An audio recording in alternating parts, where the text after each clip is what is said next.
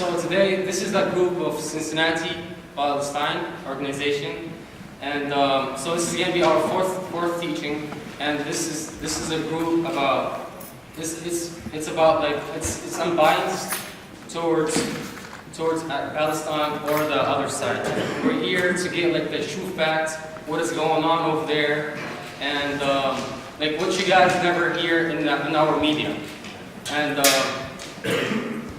so we got two presentations today by Bill and Drew.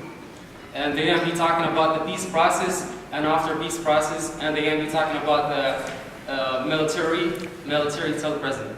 The peace process will be about what took place in 1993 between the PLO president and the Prime Minister of Israel and the President of the United States, Bill Clinton.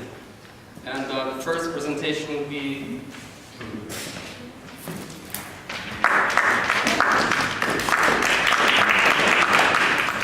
Thanks, Yusuf. So as Yusuf was explaining, we're really going to focus on this period since we've kind of broken up the history into several different events. And tonight we're going to focus on 1993 to the present. Obviously, there's so much stuff that happens. There's no way we can explain it all. Especially with the peace process. It's very complicated, so I'm going to be simplifying just to get the basic concepts across. But before I get into that, I'm just going to try to back up a second and contextualize, bring us up to where we are right now. So, very brief background to the conflict. If you look at the four panels we have here, starting on the left, you have historic Palestine.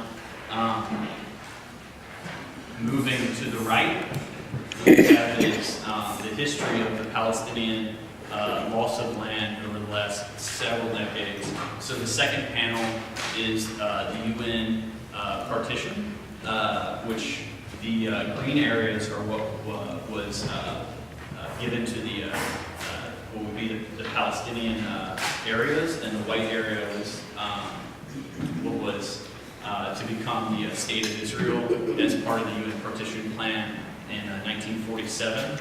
And then as you go further to the right, the third panel is the result of the aftermath of the 1967 war. And as you can see, the result of that war was more territorial takeover by the state of Israel and the reduction of the Palestinian areas to just the Gaza Strip on the left and the West Bank on the right. The very last panel on the right is much closer to what we're going to be discussing today, and pretty closely represents the areas that currently the Palestinians have some form of control over in one way or another.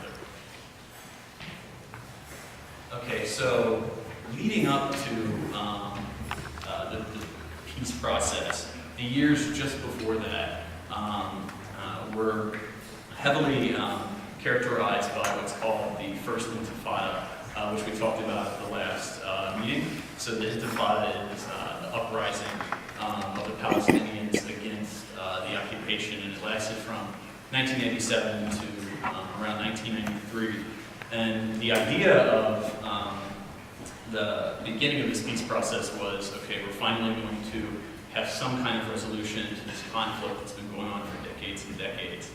And so the major players here are the Israeli government with the U.S. government, Bill Clinton specifically, stepping in, the Israeli Prime Minister at the time, Yitzhak Rabin, and going to the Palestinians and saying, okay, this is going to be the framework for discussion. So this process did a lot. One of the first things it did is it actually established a recognition by the Israeli government of somebody to negotiate with, which they didn't recognize previously. So it established a government in the West Bank in Gaza, the Palestinian Authority, and that was to be who they would negotiate this peace agreement with. And so the way that the peace agreement was framed was around the UN Resolution 242. That's supposed to be the framework of the way that this agreement was to go.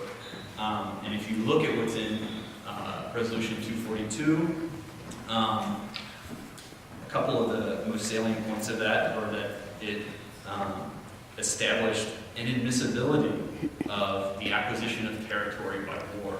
So basically the war that in 1967, where Israel had grabbed all this territory, it said, this is actually an illegitimate way you can't just expand your state by stealing land from somebody else. Like, that's not going to go. So that was one of the points. The other was, it demanded a withdrawal of Israeli armed forces from areas that were occupied in 1967. Also, crucially, it affirmed the necessity of solving the refugee problem. So all of the Palestinian refugees that had been expelled because of the conflict or fled because of the conflict, it advocated for, there has to be a just resolution to this problem. So that's the framework, supposedly, of the discussion that the Palestinian Authority enters into with the Israeli government under the umbrella of the United States managing the negotiation, right?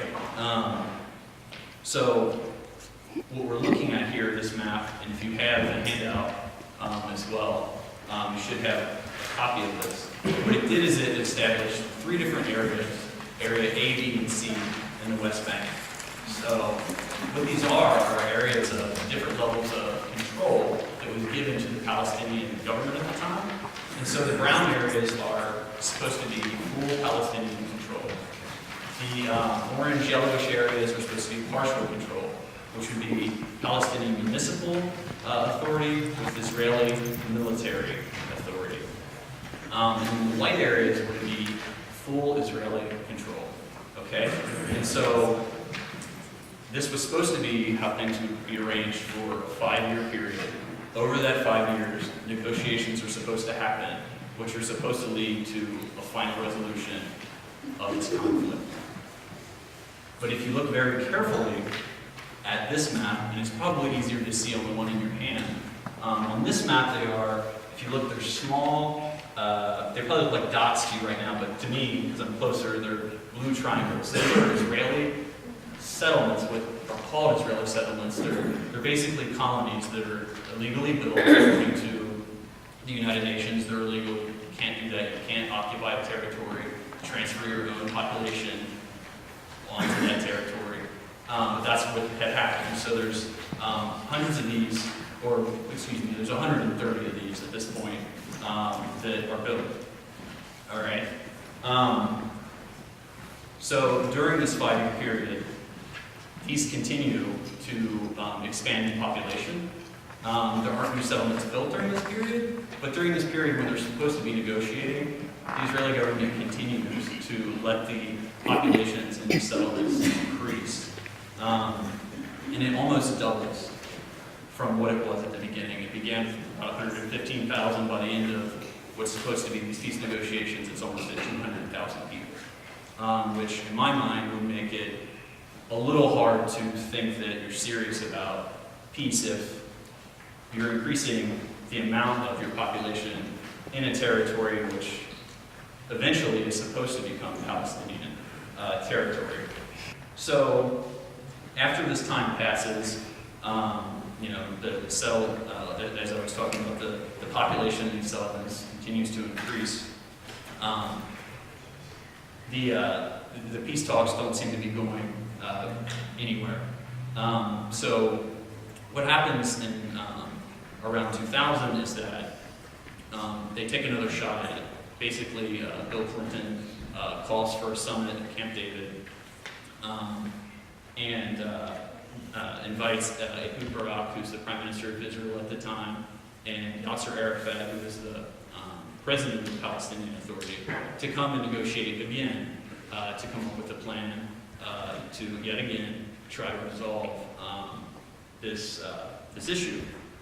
And it's really important to look at the way that this negotiation is thought of and talked about, and kind of the mythology about it, versus what the actual details of it were. So the way that this was understood at the time in Israeli society and talked about in the news, is that the offer that Ehud Barak made to the Palestinians was so generous and just, so bold and new that it was an offer that was more generous than anything that they would ever be offered again. And if they refused it, that was their, they're just rejecting their, best chance at having a Palestinian state in the occupied territories. And that was based on the premise that he offered them 90% of the West Bank to be controlled by them, to become part of their state, and then also that he was going to divide East Jerusalem and give them East Jerusalem for the capital of the future Palestinian state. Keep in mind that in all of these negotiations, Jerusalem was going to be the capital of Israel, and East Jerusalem was going to be the capital of the future Palestinian state. But if you actually look at the way that it was discussed and the way that things would actually pan out, it's a much different story. So, for instance, the percentage of the land that was actually offered, you can say it's 90%, but the settlements were going to remain. So 50 of the settlements that were there are going to be annexed by Israel in this plan. And not only that, but the areas between the settlements, there's roads built in between there for what Israel describes as the security of the people that had moved into there were to remain under Israeli control. And in those areas were included Palestinian villages, Palestinian people, so they wouldn't become parts of Israel, citizens of Israel, even though Israel would own the land beneath them and control it and have basic sovereignty over it. So what was really actually offered, if you account for that, is about 40 to 50% of the West Bank. And as you can see, which is pretty close to what the arrangement is here in this map already. They wouldn't have any outside, the Palestinians would have control over no outside borders to any outside country. Israel would still control, they would still control the airspace. They would control closing of the connecting roads. The Palestinian state would be completely demilitarized. And so this offer, it just didn't go for these reasons. And it was seen as a huge failure. And so this leads, so if you think about the context of all of these developments, you have this, almost 10-year period of we're trying for peace, expectations are really high, the talks keep falling apart. After this summit falls apart in 2000, shortly afterwards, is this start of the next intifada. And so to understand why this happened, you have to take into account the failure of the peace talks that we just discussed. And also this very provocative maneuver by Ariel Sharon. So Ariel Sharon was a general in the Israeli military, okay? And he ended up occupying various roles within the government, like many military people have done in the past in the Israeli government. But what he did is said, okay, I'm going to visit the Al-Aqsa Mosque, which is the third holiest site in Islam, and was a site that the Palestinians had, had sovereignty over, and had, in any agreement, had been expected to have sovereignty over.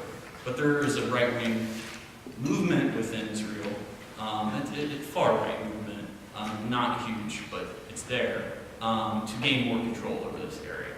Okay, so Palestinians are very aware of this. It's a very contentious issue. And you have to understand that, so he did go visit it. When he visited it, it was 10 days after the remembrance of Sabra and Shatila massacres, which were carried out in Lebanon 2 decades before this. And Ariel Sharon was found by an Israeli commission study to be personally responsible for these massacres in which about 2,000 Palestinians were killed. So 10 days after the remembrance of this, he decides to go visit this site, which is seen as this hugely provocative move. And he brings 1,000 soldiers with him. And there's Palestinians there waiting to protest this happening. Of course, there's a clash, it escalates, rubber bullets are used, dozens of people are injured from that, and this escalates over the next few days into the next intifada. The second intifada is, it's, the way I think about it is, the Israeli government shifted its stance somewhat. And if you wanted to think about how do you suppress the resistance of this population that has been occupied for so long, you can't shoot people directly. You can't the whole world is watching the development of this situation. Okay, so how do you get what you want out of them? Well, it's interesting the policies that emerged. One of them is this policy of injuries. Okay, so if you're going to look at statistics and casualties that come from a conflict, and you see thousands and thousands of people that are killed, it's going to look really, really bad. But if you see a few hundred people that are killed, but then lots and lots of people that are injured, maybe you're not going to investigate it that much further. Maybe it sounds like that would be normal. But what they found was happening is that as a matter of policy, it seems, Palestinians were being injured specifically in certain ways. For instance, being shot by rubber bullets in the knees specifically. And in the knees and in the eyes. And if you know, which I'm sure you have, if you've seen these videos of police killings in the United States, police are trained and military people are trained to shoot you in the biggest target, which is your chest, if you're in danger. Okay? And so this is a situation where a soldier is not in danger because they have the time to specifically aim for these parts of people's body, to injure them, to crush their will to resist, basically. And the statistics and the proof of this comes out from the accounts of doctors at the hospitals that are treating these patients that are saying, hey, within the last 30 days, we've got 50 patients at one hospital that came in with an eye injury, and the statistics of you getting hit in the eye are really, really, really low. By accident, very low. And then, one day, 13 more people, same thing. And, all these other people with these knee injuries. And we're talking about 7,000 people injured in 5 weeks, the first 5 weeks of the Intifada. And also this policy of demolishing of homes as well, was widespread at the time. So this conflict goes on for 5 years, this upsurge in the conflict. And it's much more costly for the Israelis this go around. 1,000 Israelis died in this period, much more than the first Intifada. I think 3,000 Palestinians died. Many more were injured. And so what happens in 2004 is Arafat dies, and there's an internal conflict within the Palestinian government. His probable successor, Mahmoud Abbas, comes out immediately and says we should end these hostilities, let's call a truce. At the same time that a new government forms, and shortly after, a few years after, a new government forms in Israel, and Ariel Sharon actually becomes the new prime minister. And what happens is they end up signing a peace treaty in 2005 that basically ends the second Intifada.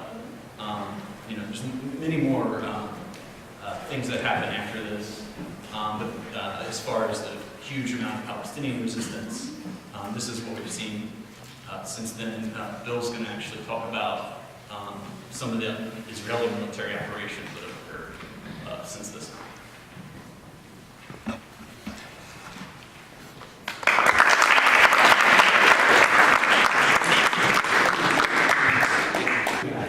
following up with his discussion about the resistors, I used to live in Palestine, lived there for 10 years, and when over here, when you think about the resistors, they will only show you, they will like get them as the terrorists. Well, these guys are my age, I'm 19 years old, and the resistors are only youth. We're just throwing rocks, that's it, throwing stones, that's all. Like, it has nothing to do about, we got no weapons, so you guys should know this, that we have no control of weapons, no devices that has suicide bombs. That was maybe before, back in the 90s, earlier. But right now, they have full control of everything, the government and everything. But my idea is just to let you guys know, whenever you guys hear resistors, they're youth and they have no danger to the IDF. Only stones, that's it. Alright, now we'll present you a bill talking about the military. Tell the President. Thank you. All right, so it's titled then the Israeli Defense Force, the IDF operations. But my thesis here is that when you talk about their operations, you're actually playing into their narrative. You're playing into the Israeli narrative. And I would rather not do that. All the information is available out there. You can look it up. But what I would like to point out is that what is actually happening is that there is a daily pounding of Palestinian people who, let's see, is there another slide that, yeah. We're going to actually, this way I can actually see to how I look at an operation. Here's an operation. You're talking about people here who have, at the best, some smuggled equipment. It's going to be low-tech stuff compared to what you're going to find in most bedrooms in the United States. You're going to have leftover stuff from the Ottoman Empire. You're going to have knives, you're going to have rocks, stones. If you're 12 years old, you can be imprisoned for throwing a stone in Israel today, and that's part of the law. So what we have here, this is a military strike on a target that is deemed important by the Israeli government. So they're the ones who are making the decision. Everything comes from the Israeli side. The humiliation is the order of the day. That's the intent. That's what they want to happen, is to continually humiliate people. So here's one of the things where they're doing it. You're at any checkpoint along the way, you're going to be in this line for endless hours.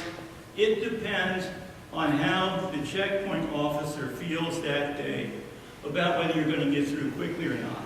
Or maybe you slip him some money. I don't know what's going to happen.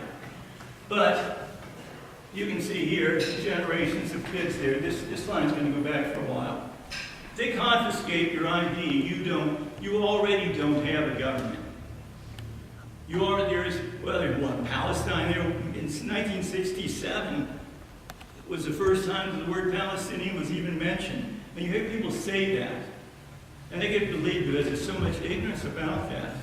And that's an intentional thing too. People are definitely intentionally kept ignorant of what is actually happening. But the fact that these people, this isn't going to say Palestine anywhere on there. That's one thing you know for sure. And you want to frighten people, you take away their ID. Again, it's part of playing into the whole deal of humiliation. So here we have the other thing that they will do routinely as they pass through any of the areas in the West Bank, the Gaza, the Golan Heights. They do their swagger through there. They're equipped. You can see there's a little bit of equipment they carry around. That's a little imposing. You really strike a figure when you do stuff like that. Especially if you're an unarmed people here. You're considering too, if you're in the West Bank, your culture came from the Mediterranean. If you were, say, in that area of Middle East, you're gonna move into the East, you can live in Sacramento instead of living on the beach in California, which has the same climate. You're not gonna do that. So what's happened in the first place, they've gone in and changed all the names of your town. In many cases, right initially in 48 on, they destroyed, they demolished what was there, gave it new names. You go to California, they don't have Spanish names. But here, the names are changed. And it's all to make you an unperson. It's very Orwellian, what goes on in Israel. But in Palestine, I don't even like to use, I'm not really talking about Palestine, and I like to keep calling it that. So they go in, they want to insert you, they want to interrogate you, they want to humiliate you again. Anytime they want. And with that apartheid wall, as you call it, fence, separation barrier, it's an apartheid wall. It's twice as tall as the Berlin Wall. All of the graffiti is on the one side, it's not on the other. I went over in 1972 over the Berlin Wall, and I saw all the attack dogs, I saw all that stuff. I mean, these are things that they unfortunately learned. And I'm not saying this about inhabitants, people, these people who live there, Jews that live there. I'm not talking about them. I'm talking about the people who do dark things.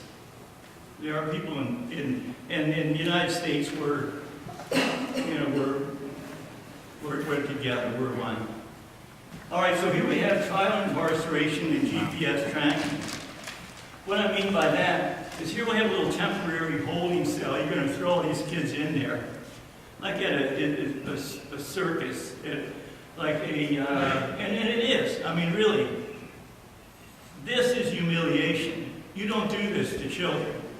Not to mention shooting them in the eye, for example, as Drew just pointed out, or worse. I mean, situations where, with YouTube videos out there everywhere, in the terms that they use.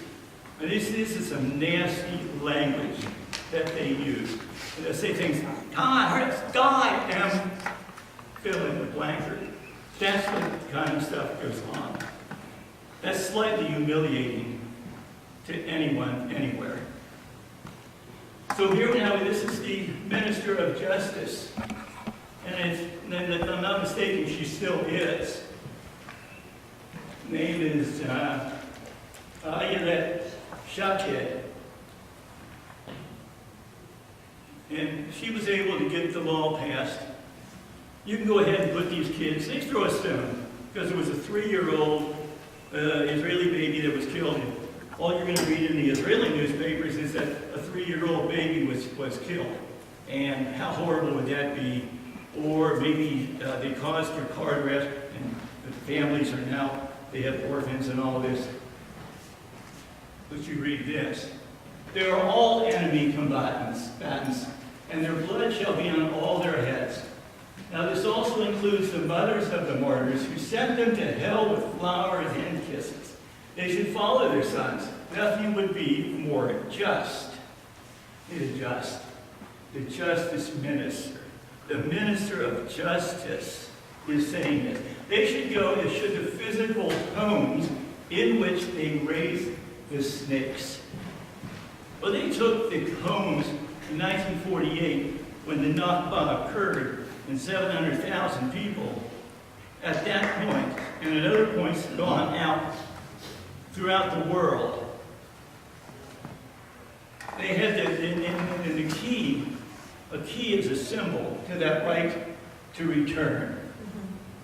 So there are the people who went into their homes, and homes that they did not just physically take over, they demolished to make thoroughfares, nice little places to go through to drive, healthy, safe, clean.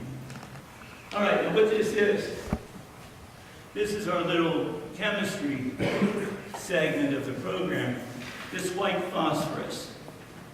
So you get white phosphorus on you, you'll notice it. And they'll notice it in the hospital. You get admitted with it, it's like the napalm things, gel gasoline. But you don't drop white phosphorus on civilian populations. It's like doing carpet bombing and thinking babies aren't going to be killed. Well, this kind of stuff happens. You get, like in 2014, during the operation, I'll give it an operation name now, Operation Protective Edge. And you get people bringing lawn chairs, sitting on a hill, watching the bombs coming in, as if it were a fireworks display down at the river. Oh, this is the GPN Toyota fireworks here. All right, team, go ITF. It's just, it sickens me. And I don't think I'm the only one who's sickened by that. When with the Goldstone here, we're talking about, that was a report about Operation Cast Lead, 1982, incursion into Lebanon. UN report came out, 500 some pages long, that detailed exactly what had happened, all of the details, all the war crimes, essentially, that were committed. So when everything's ready to go, a couple years down the road, it's retracted. Okay, so we'll move on from the Goldstone report then. And this is here we're talking about controlling the narrative. This is an icon that you see for BDS. It's commonly associated. It's becoming well known around the world. And this here says, this is kind of an interesting thing too, in terms of the language. This is Philistine. Starts with an F. They don't have the letter P.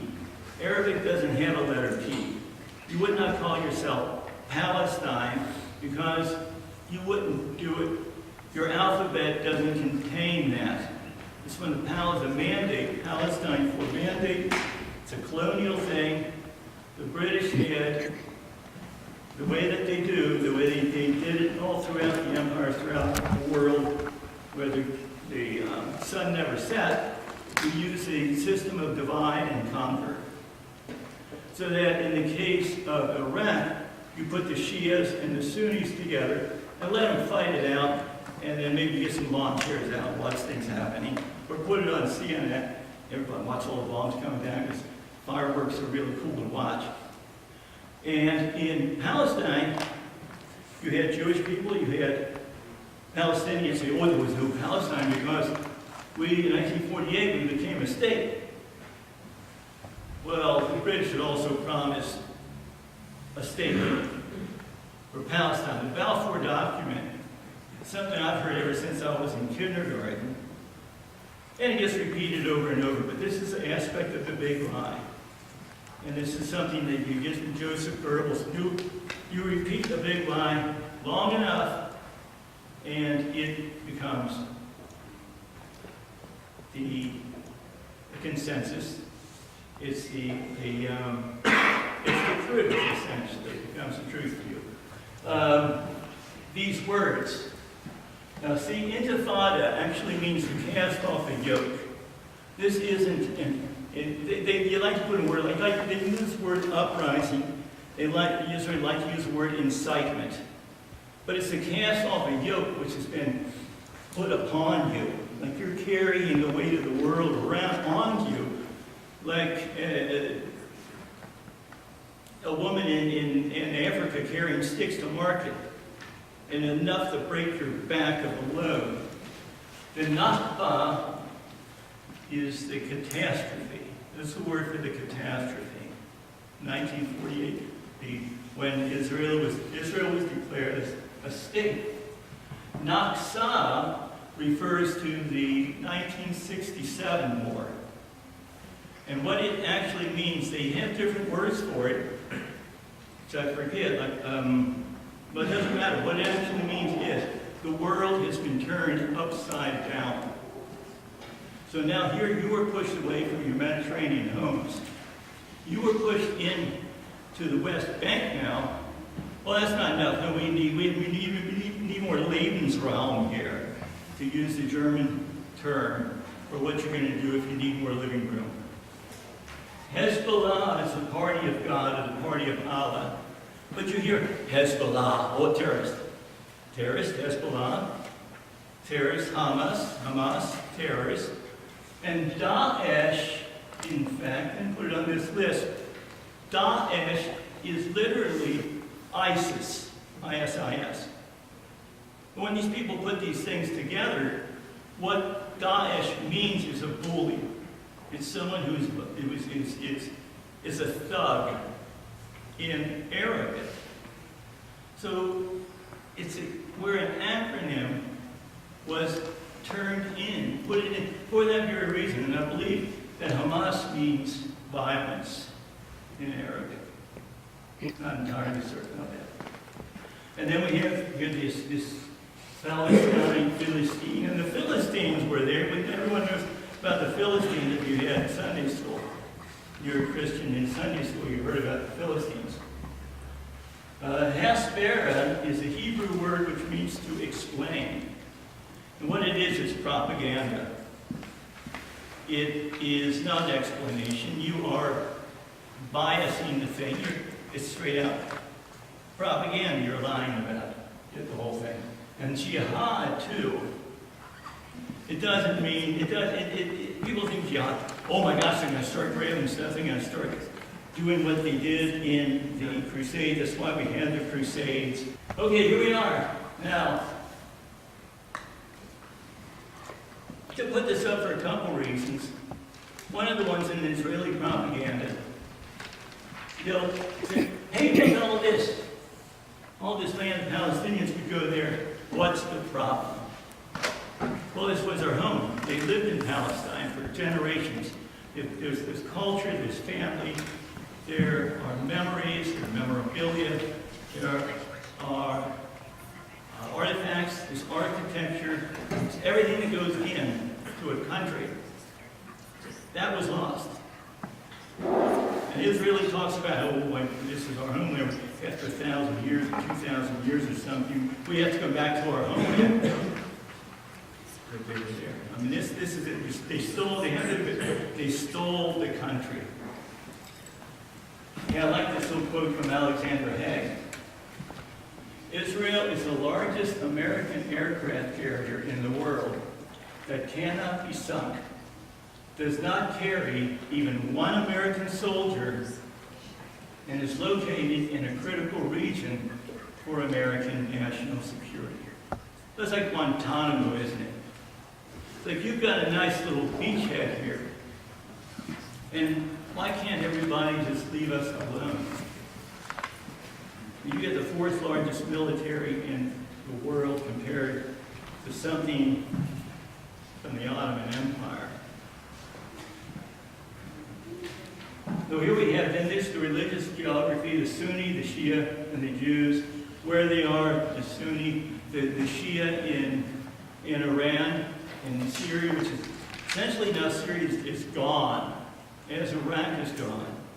Should have been Sunni area, Shia area, Kurdistan, all the way to the British Empire, the colonialists, cut up the map, arbitrarily, in many cases with a straight edge. Put a straight edge on the map, put the line, there it is. This is how we're going to live. Divide and conquer. Okay, colonialism. This is colonialism.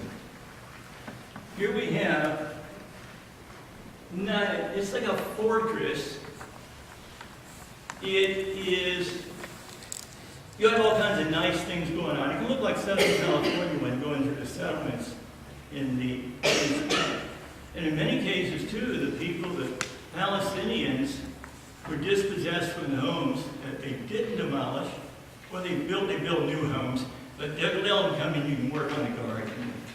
You can be housekeepers. But anyway, this actually kind of goes back. So like colonialism, the empire, the humiliation, and read stuff by George Orwell, who was a soldier in the British Empire. You'll see it. So thank you very much.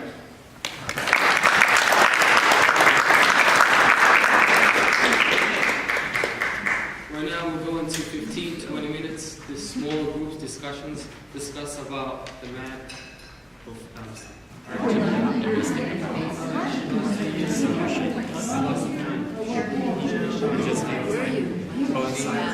year were you born? No, what year? I was over here. Do you know what year? Holy cow, so right Yeah, those are right. Muslim states. But it's not that. It's No, not. but there, even there, you have the same right. Doesn't matter. Like If you live there and you're a Christian, you have right? And it's not like a Muslim can just go to Saudi Arabia. like in the government and with the economic, they have more power. Right. So, no, I mean in Jordan, in Lebanon, in Egypt, in many Arab countries, like we always live together. Even like they have some Jewish neighbors and friends. Like, what's this is something different in Palestine. They just want to change the map and let's get rid of the Palestinians. So I don't know how it's that okay. Explain for people this internal problem. For Israel, it's the same. Israel, after 1947, they have their own country. They have Israel. Israel is a country now, but still something is wrong. They have some problem inside. And for this reason, they like to have some big problem in the outside. I can't imagine leaving the United States and being told, "Oh, you're from the United States. You're not allowed back in." I mean, that's unbelievable. Just that mindset. Israel bombed like Gaza, Hamas, they threw some rockets in Gaza, and you see how Jews were running. They have like the alarm, and nobody got hurt. Nobody here. But it's like for Israel, it's a rocket. Gaza, Uganda, nobody see the effect. Missile of Hamas. Yeah. figured out, but like what we could do to help Israel. Certainly with the way that the government of Israel is right now, there's no way that Palestinians have equal rights. Because they don't have equal rights, right? Right. Palestinian citizens are second-class citizens. Yeah, that's what Palestinians is. Yeah. And then there's those who are in the occupied territory that are not citizens. Yeah, not even citizens. Right. Have even less. Right. Stateless. So the one-state solution is making it all Israel? But not the way that, I don't think, the way that Israel is now, I don't think. Certainly Everyone doesn't. would be an equal citizen of a democracy, in theory, right?